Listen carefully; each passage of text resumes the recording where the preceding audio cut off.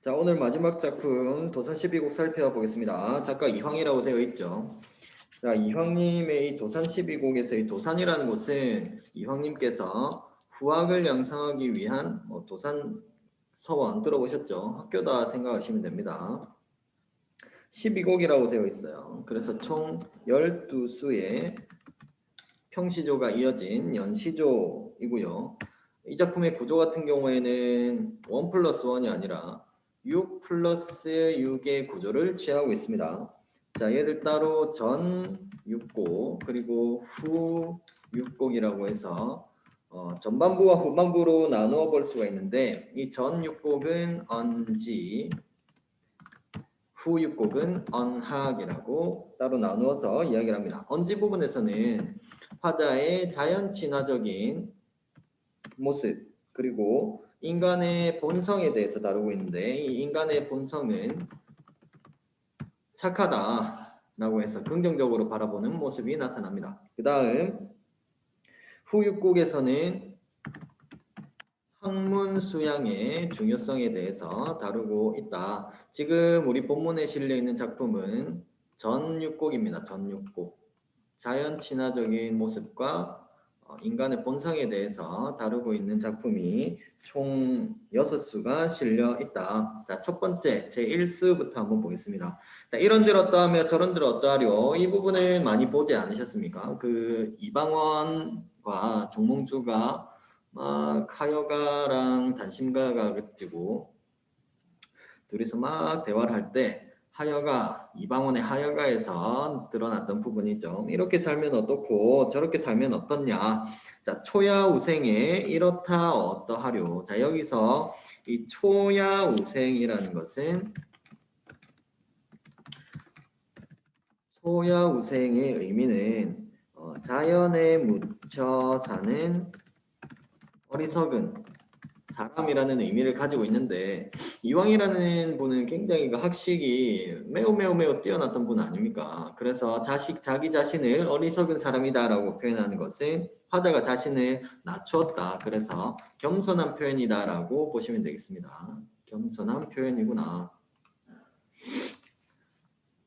자, 이렇게 자연에 묻혀 살면서 사는 게 어떠하냐? 하물며 천석고왕을 고쳐서 무엇하냐? 자, 천석고왕이라는 것은 병입니다. 그럼 무슨 병이냐면 자연을 너무 사랑하는 병이에요. 긍정적인 병이겠죠. 진짜 외과적인 어떤 외상을 입은 게 아니라 자연과 사랑이 빠진 병입니다. 그래서 지금 자연 속에 묻혀 사는 삶에 대해서 화자는 굉장히 만족하고 있구나라는 것 정도 파악하시면 되겠어요. 그래서 고칠 필요가 있다라고 생각하는 거예요? 없다라고 생각하는 거예요? 고쳐서 뭐하니? 라고 해서 고칠 필요가 없다라고 생각하고 있고 첫 번째 수에서 이야기하고자 하는 것은 속세의 물질을 중요시하는 속세에 얽매이지 않고 자연에 묻혀 사는 삶에 대해서 노래하고 있구나. 그 다음 두 번째 수로 넘어가서 자, 연하로 집을 삼고 풍월로 벗을 삼아. 자, 여기에서 연하는 안개와 노을을 연하라고 표현을 하는데 자, 여기에서 이 연하가 의미하는 것은 고요한 자연의 경치를 의미하는 거예요. 그 다음 뒤에 나오는 풍월은 많이 들어보셨죠? 바람과 다릅니다. 맑은 바람과 밝은 달을 의미하는데 이것도 마찬가지로 자연을 의미하는구나. 자연과 친구를 하겠다라는 의미 정도 해석하시면 되겠어요. 그런데 태평성대 나라가 굉장히 지금 안정적이고 물질적으로 풍요로운 상태다. 자, 이때 병으로 늙어가네라고 표현을 하고 있는데요. 이 병은 무엇과 연결시켜야 될까요? 첫 번째 수에서 봤더니 천석고왕과 연결을 시켜보면 되겠죠. 천석고왕이라는 것이 자연을 너무 사랑하는 병이었어요. 그러니까 두 번째 수에 나와 있는 이 병도 마찬가지로 자연을 너무 사랑하는 병이라고 보셔야 되겠죠. 태평성대의 병으로 늙어가네. 자연을 사랑하면서 살아가는 상황이 제시가 되어 있습니다. 시적 화자의 상황은 자연을 사랑하며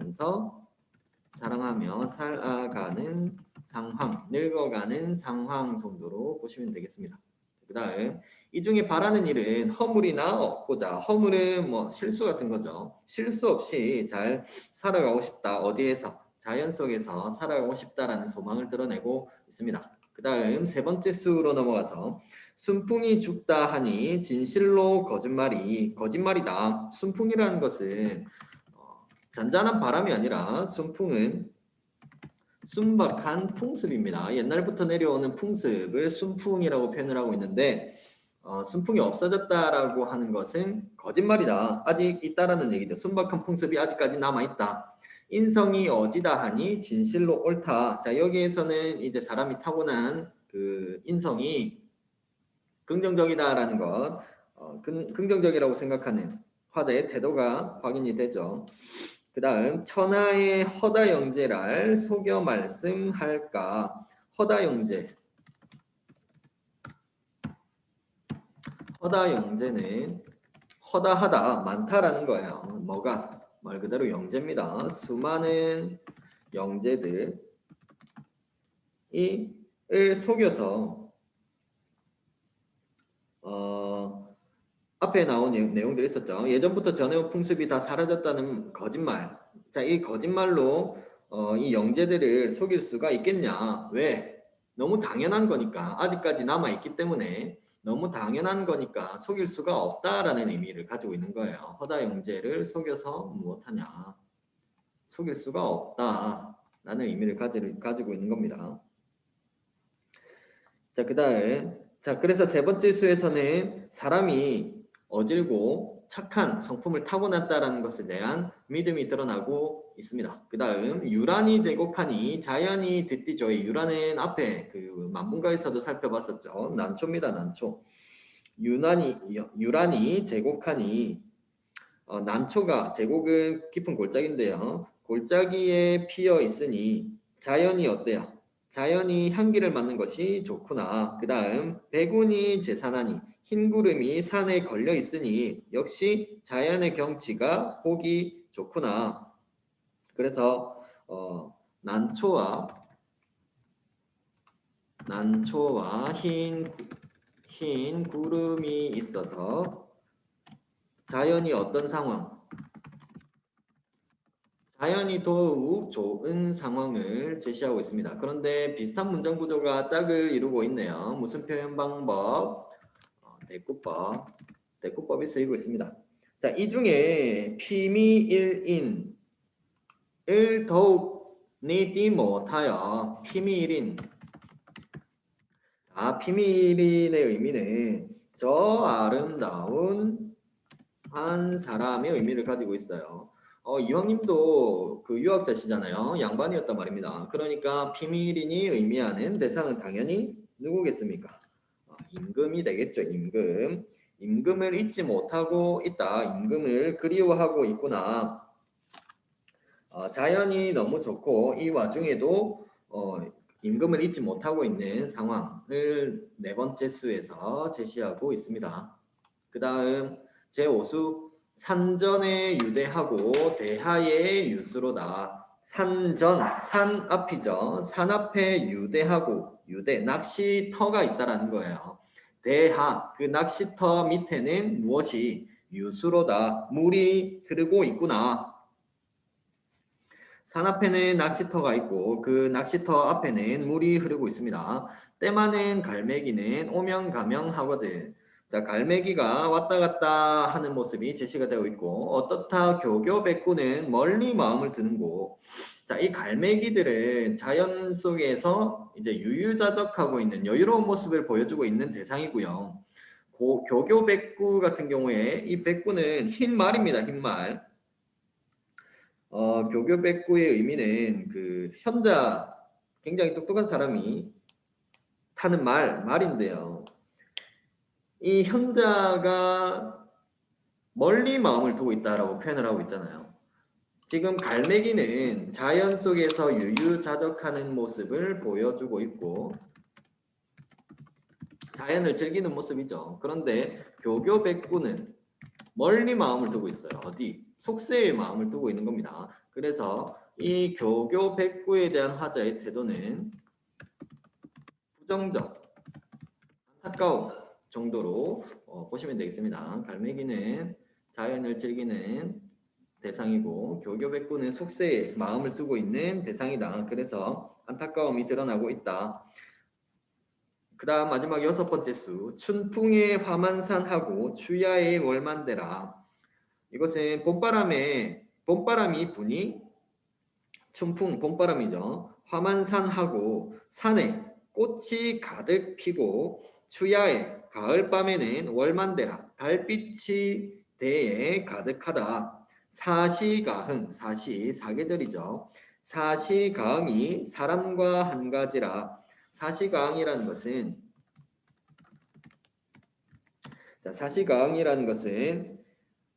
사계절의 아름다운 흥취입니다.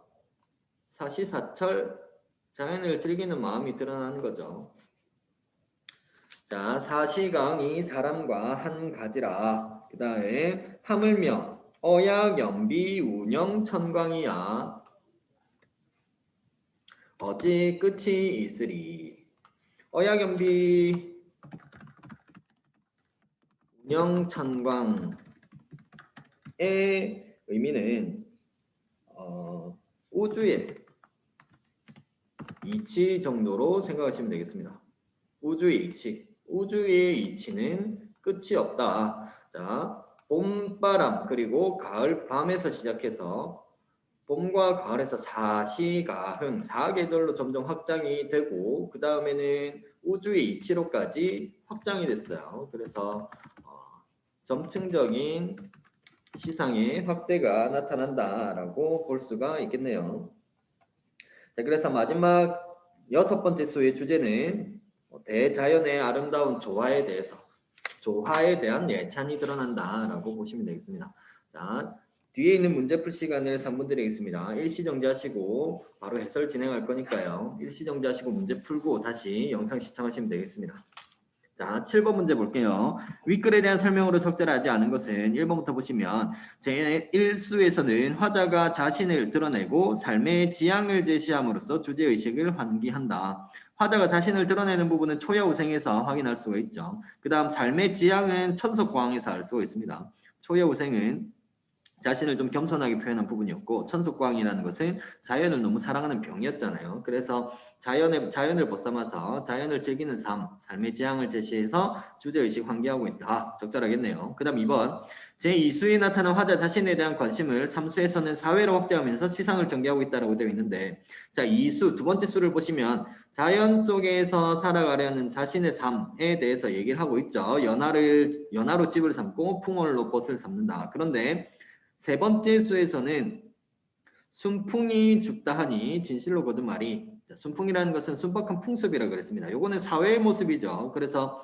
사회의 좋은 풍습으로 점점 확장하고 있기 때문에 시상이 확장이 되고 있다. 적절하겠네요. 그 다음 세 번째 제3수의 시적 대상을 제4수에서도 반복적으로 다룸으로써 주제의식을 강화한다라고 되어 있는데 세 번째 수의 시적 대상은 순풍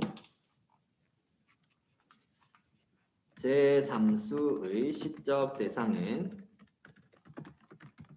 순풍입니다. 순풍. 그리고 또 어떤 게 있었죠? 순풍과 사람의 인성에 대해서 다루고 있었죠. 그런데 제4수의 시적 대상은 누구였습니까? 피미일인이라고 해서 임금이었단 말입니다. 임금. 그래서 그 대상이 시적 대상이 다르다라는 것도 알 수 있고 다르기 때문에 반복적으로 다루고 있다는 부분도 틀리죠. 그러니까 당연히 주제의식을 강화한다는 것도 연결시킬 수가 없다. 그 다음 4번 제4수와 5수에서는 화자의 시선에 포착된 장면들을 배치해서 공간에 입체감을 부각하여 시상을 심화한다.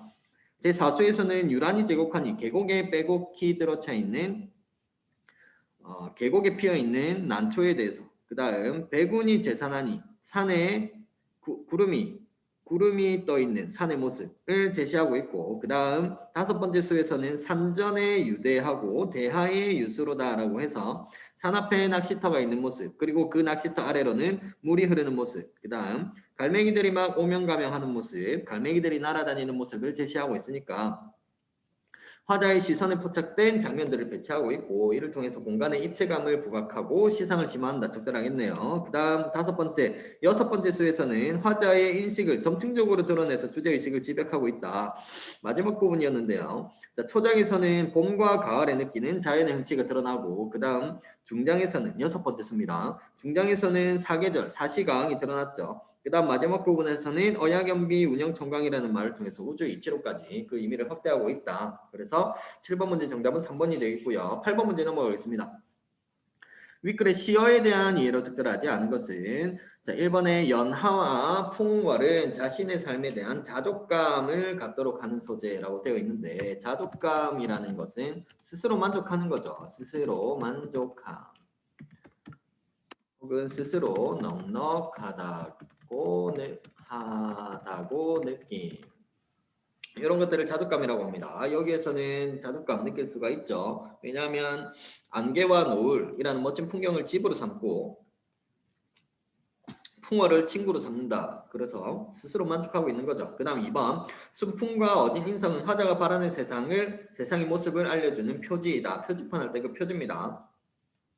알려주는 거죠. 2번 적절하겠네요. 3번 유란과 배구는 화자가 심미적으로 완상하는 대상이다라고 되어 있는데 완상이라는 것은 감상과 같은 말이다 생각하시면 됩니다. 감상 즐겨서 구경한다. 심미적으로라고 했으니까 대상에 어디에 초점을 두는 거예요? 아름다움에 초점을 두고 감상하는 대상입니다. 유란과 백운 아까 유란은 그 계곡에 피어있는 난초였고 백운은 구름이었죠.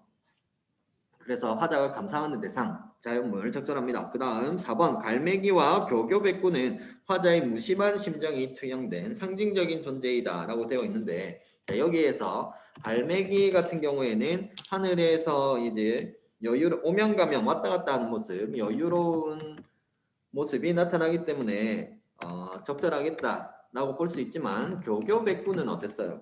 교교백구 같은 경우에는 멀리 마음을 두고 있다 그랬어요. 어디? 속세에 마음을 두고 있는 속세로 떠나고 싶어하는 대상이기 때문에 화자의 안타까운 감정이 드러나는 대상입니다. 그래서 4번이 정답이 되겠네요. 그 다음 5번 화만산과 월만대는 화자의 충만감을 자아내는 정경의 표상이다. 자, 정경이라는 것은 정경도 마찬가지로 그냥 경치입니다. 경치인데 어떤 경치 조금 더 구체적으로 보게 되면 정서를 불러일으키는 경치 정도로 생각하시면 되겠어요. 경치를 보고 어떤 감정이 탁 떠올랐다라는 얘기죠. 그래서 꽃이 가득한 산 그리고 달빛이 가득한 대에서 흥이 난다라고 했으니까 화자의 어떤 충만감을 자아내는 표상이라고 볼 수가 있겠네요. 자, 마지막 9번 문제 보겠습니다. 윗글과 보기를 비교하여 감상한 내용으로 가장 적절한 것은 자, 보기 그곳에는 씨 뿌려 식량을 마련할 만한 밭이 있고 누에를 쳐서 옷을 마련할 만한 뽕나무가 있고 먹을 물이 충분한 샘이 있고 땔감을 마련할 수 있는 나무들이 있다. 이 네 가지는 모두 내 뜻에 흡족하기 때문에 그 집을 사가라고 이름을 지은 것이다. 녹봉이 많고 벼슬이 높아 위세를 부리고 자야 얻고자 하는 것은 부리는 자야 얻고자 하는 것은 무엇이든지 얻을 수 있지만 나같이 공공한 사람은 베개 하나도 가능한 것이 없었는데 뜻밖에도 네 가지나 마음에 드는 것을 차지하였으니 너무 분에 넘치는 것은 아닐까. 기름진 음식을 먹는 것도 나물국에서부터 시작하고 천리를 가는 것도 문 앞에서 시작하니 모든 일은 점진적으로 되는 것이다.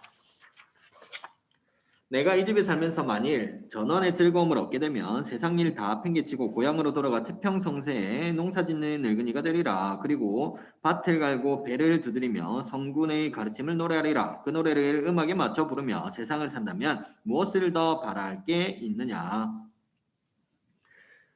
자, 지금 이 이규보의 사과제기에서 이 이규보라는 인물은 아직 속세로 들어오기 전입니다. 아니, 속세가 아니라 자연으로 돌아오기 전이죠. 속세에서 자연에 대해서 노래를 하고 있는 작품이고 본문에 실려 있는 도산 12국 같은 경우에는 이미 자연 속에서 자연의 아름다움을 노래하고 있다. 자, 1번부터 보겠습니다. 윗글과 보기는 모두 지배층의 핍박으로부터 도피하기 위해 선택한 자연이다. 그래서 은둔의 삶 아니죠.